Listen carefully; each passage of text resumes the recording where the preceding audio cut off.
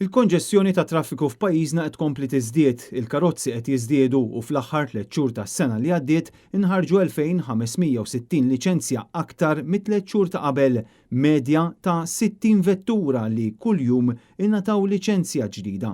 L-istatistika tal-NSO ħarġet fl-istess ġimgħa li fiha l-eks Prim Ministru Joseph Muscat ħareġ jagħti l-pariri dwar it-traffiku.